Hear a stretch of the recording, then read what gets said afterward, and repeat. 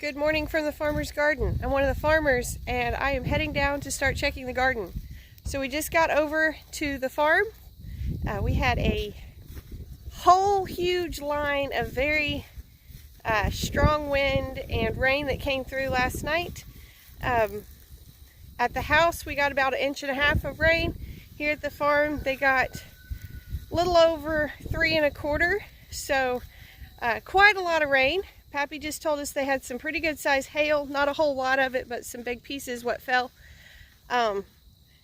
So we're gonna go see how the garden survived. I see that our road down here has washed. I'm not even to the gate and there's major washing in the road. So that doesn't make me feel better about how things are. Also, our power is out here, so no electric fence right now. And our deer that has been such a pain anyway, Brandon actually laid eyes on her the other day, and she runs up to the fence and jumps and goes through right here. So this is like 5 feet off the ground is where she goes through. So it doesn't really matter how hot we get it. If she's jumping that high, she's not really paying attention to our fence anyway. So that's unfortunate. But let's see how the garden fared last night. So we've had a lot of trouble with washing through here. This is a steeper hill than it might look like. So we try to keep all the water going to this side of the driveway. I'm glad we did that because that made a mess last night. Holy cow. We try to keep it all over here so that it's kind of turned this way and not going straight down through the vegetables. We'll see how that did. Again, it goes this way. Try to catch it and get it to go that way. So it's really cutting that ditch out pretty severely. Stupid deer has been through even since the rain. And then the vegetables. So before we start picking, I'm just going to run through and see. We did get quite a bit of washing. You can see sand moved all through here. The wind was pretty hard on these big tall squash plants. These are normally standing up about hip high, so you could tell they're pretty crushed over right now. This is something we're seeing this year that I've not seen before. We are getting what's called brace roots on our squash plants. So we're getting enough rain that the squash plants are big enough and they're sticking out these extra roots, and they're like, hey, we'll just grow some roots over in this area and this area. That's a little different. We're not used to seeing that. Once again, mud washed over the plants over here.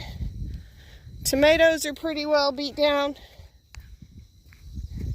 Our tomatoes are not staked this year, so they're kind of falling over. They've been hard to get through anyway, and they just got a little harder to get through. There's a pretty severe wash spot right through there. It did hold the water though. You can see where the water came down and just sort of sat here by the rows. So that's handy. It's still sitting here soaking in. More washing on this side. Now we come to watermelons. We're having trouble with the darn deer in the watermelons. And this morning I can see this giant goatweed poking up. We'll get that out of here. But our melons, look at how big this is. We're hoping these are ready by 4th of July. That'd be awesome. They're doing really good this year.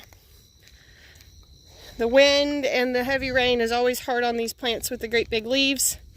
So these are spaghetti squash and these are pumpkins. And the pumpkin blooms took off. The plants are really taking off too. They're looking good after the rain. Peppers seem to have done decent. They're kind of folded over a little bit. Green beans over here. Okra is a little mashed. More washing over the rows. So there's some damage. You can see how quickly it was running through here. Just all the way through here. And then it runs out on this end. And that is part of our problem as well, because as it washes these out, the deer find them and come under. So yes, we know we need a natural deer fence. Money. Money, money, money. If somebody wants to fund that, that'd be awesome. I also just realized in all this washing, seeds have come down. And right over in there are 2 either squash or pumpkins that are starting to bloom. I'll go check them in a few minutes. That's kind of funny. But overall, it fared fairly well. I haven't gone and checked peas up there. They're probably okay. It's gonna be time to start picking. Oh, we have a shade tent that's normally up. It is upside down now, so that happened. Overall, it did decent. Not as much damage as I thought. It does look like we got most of the water to come where we wanted it to, so that's nice. So I found one fatality over here. This one snapped off, and it kind of looks like it might have snapped off. It could have just been weak, but it sort of looks like some vine damage. Maybe vine borers, maybe not. I'm going to go ahead and take the fruit that's on here. But honestly, it just really twisted pretty bad through here, so that's possibly what broke that off. But vine borers get down inside here and eat the middle out, so that's a bug that we definitely look for. I'm not sure that's what happened here. Brandon, what do you think? No, it's not vine borer. I think it just got really mushy and twisted off as that plastic got all wrapped up. So we are getting a decent number of cucumbers this morning. There's quite a few squash out here. You can see it washed pretty severely right here. And this is where it washed the first time, so there were no plants holding the ground here anyway. But also, we just really bad need another terrace right up here. The bulldozer is still down, so haven't done that yet, but that's one thing that we need to help fix some of the washing. On the plus side, we are getting lots and lots of big, beautiful fruit today. If you've come to our stand in the last couple of weeks, the first week our squash was gorgeous. The second week it looked bruised. The reason for that is the sand out here. So any of the plants that have the sand that comes up over the fruit, that sand gets in there and just kind of cuts up that skin and causes bruising. Any of them that grow high enough on the plant that they don't have much of that, they tend to save better. But they're still fresh. They're still picked all within the last 7 days from market to market. They just get bruised by that sand. This is my least favorite row of green beans to pick. They're so short. They're less than a foot tall. They're making, but they're down here low and they get all sandy. But while I'm picking them, I turned around and looked at the peas behind me. So the deer are playing havoc on them as well. I cannot tell you how frustrating it is to have spent so much time putting up that deer fence and they're just going through it. We cannot get it hot enough.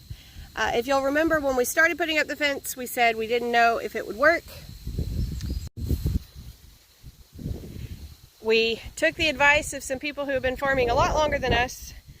Some of them even in like Iowa and other places that are considered deer country. And they all said, oh yeah, if you put up a deer fence, they won't touch it.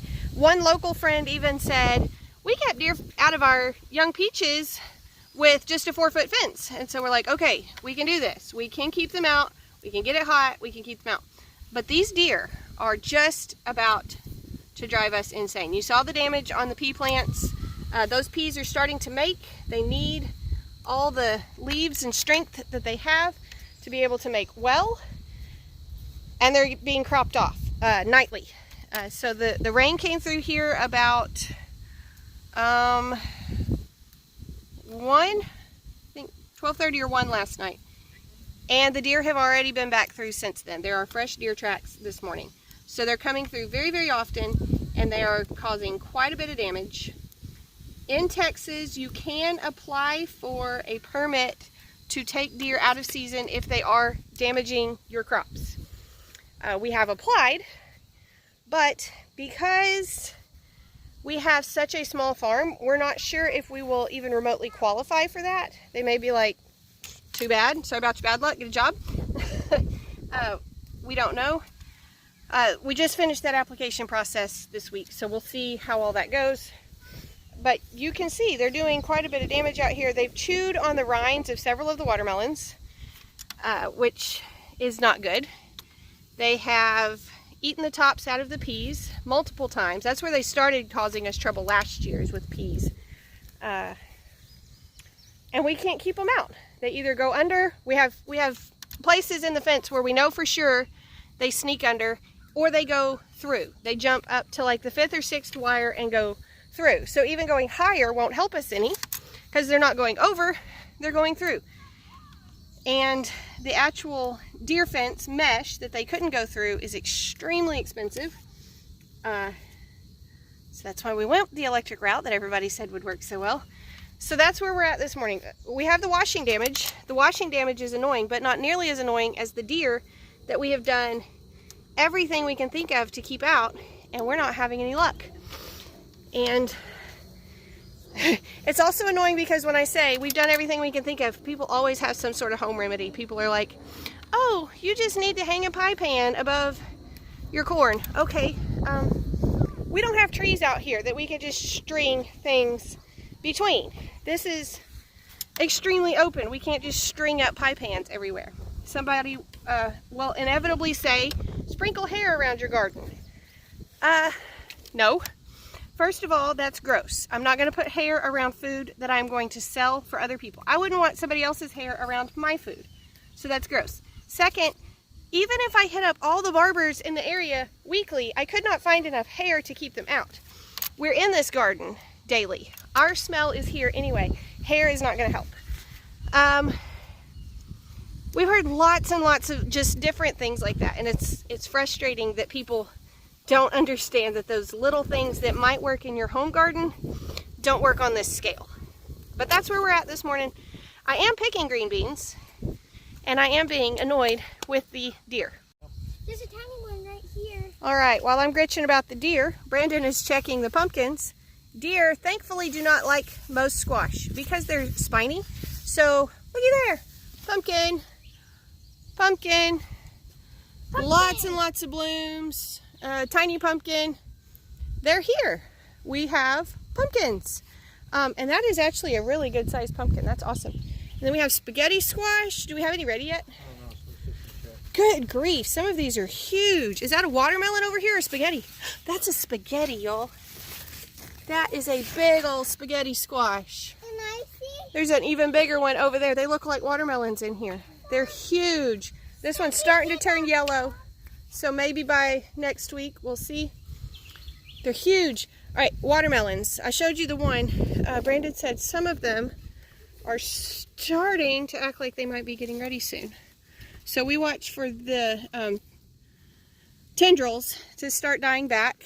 And these, like that one is dying back, but not this one and not this one yet. That's a big watermelon though. Achoo.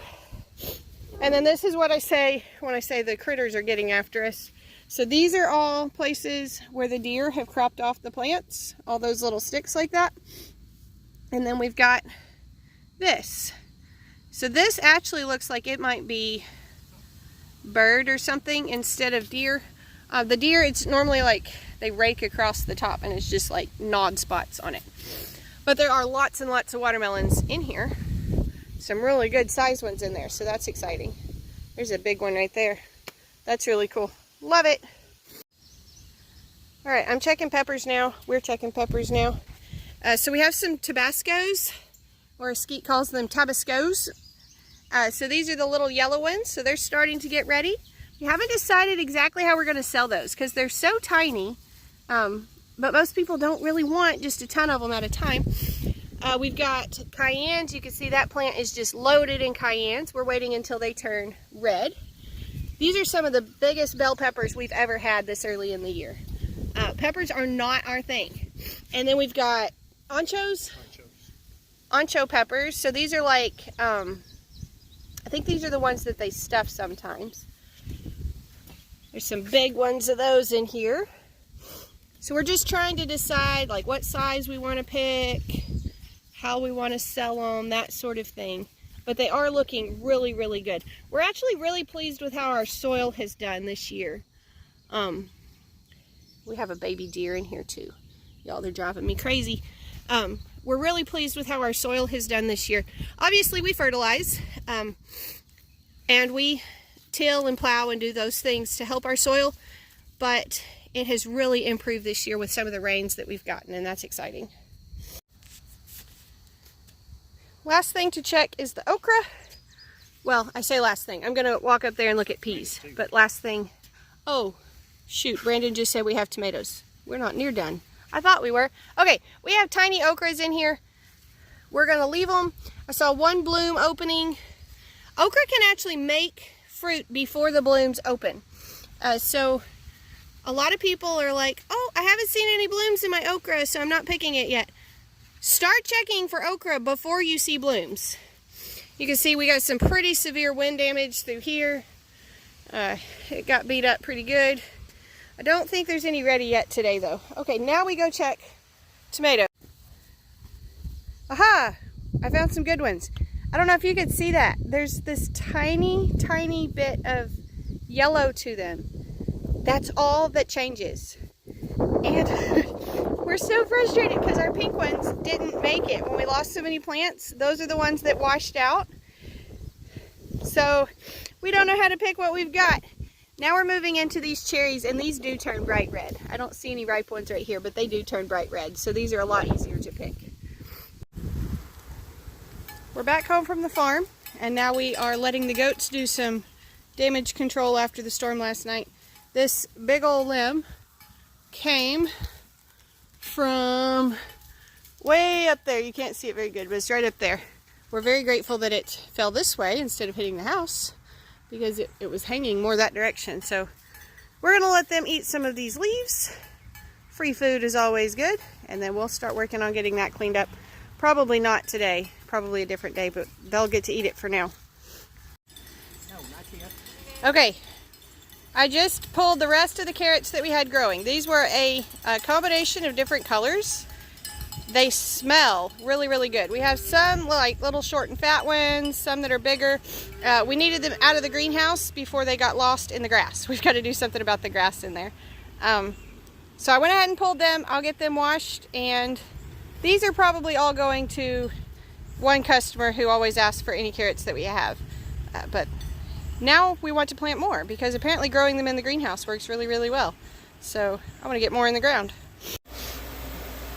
Alright, I'm checking our cooler real quick, trying to decide how much we have to take tomorrow. This whole bin is yellow squash, this whole bin is zucchini and patty pans, and then this whole bin is cucumbers and pickles. So pickles, and then the cucumbers that are more for slicing salads, that sort of thing. Obviously the pickles are also cucumbers, but that's how we tell them apart. We got loads of taters. I got a good basket of green beans. I got onions. And then I've got this basket that is heading in the house for me to go through it and see which of these tomatoes are good. Obviously some are split, some we'll use, and some maybe will be ripe enough to sell. Oh, my glass is just fogged up. My least favorite thing about our cooler is how short it is. So I'm standing in here trying to sort out these cucumbers, and I'm having to like squat down because it's only like 5 feet high in here, so I can almost stand up but not quite. We have a whole other cooler in the works waiting on power, the same power that's supposed to run our well and our electric fence and all of those things. If we can get the power and get our cooler system moved into place, it will be tall enough to stand up. But today, we are glad that we're not using that cooler because that area is without power from the storms last night, and they possibly will be out until Monday. The entire transmission lines are down. So it's a big mess over there, and I'm actually really glad to have our little short cooler. It's just hard to work in here. But I've about got these sorted. It looks like we have one red basket of pickling cucumbers and almost a black tray of salad cucumbers. So they made really well this week. We have quite a few. In fact, I'm probably fixing to go text a couple of our customers that make pickles and see if any of them are in need, and not even take some of these to market tomorrow because I have that many. So that's awesome. We normally don't wash our squash and zucchini before we take them to market because we find that for us, they store better having never been wet. Our cooler just does not get cold enough to keep them fresh if they've already been wet. but I did try to just gently rinse some of that sand off to keep some of our bruising down, because these were really bad after the rain last night. You can see I didn't get it all off. I didn't want to scrub on them too much and potentially scrub that sand into them and bruise them up that way. I just tried to kind of swish them off. We'll see if that helps any or not. The only reason I washed is because sale is tomorrow anyway, so these won't have to be stored that long. So there's the trailer for tomorrow. Squash, more squash, zucchini, cucumbers, carrots, potatoes, pickles. It's all there. Lots and lots of it. Okay, I am fixing to start washing eggs. And then I still have feeding and all of those little things to do. But I think this is where we're going to wrap up the video. It has been a crazy day. It is so hot and so humid. We're trying to find things that we can do inside to get done while it's not too hot. But we're running out of stuff to do for that too. But anyways, this is where we're going to end the video. Thank y'all for stopping by the farm today. I hope you learned something. Hope you enjoyed your time here. Y'all be sure and tell your friends about us and come back when you can stay longer.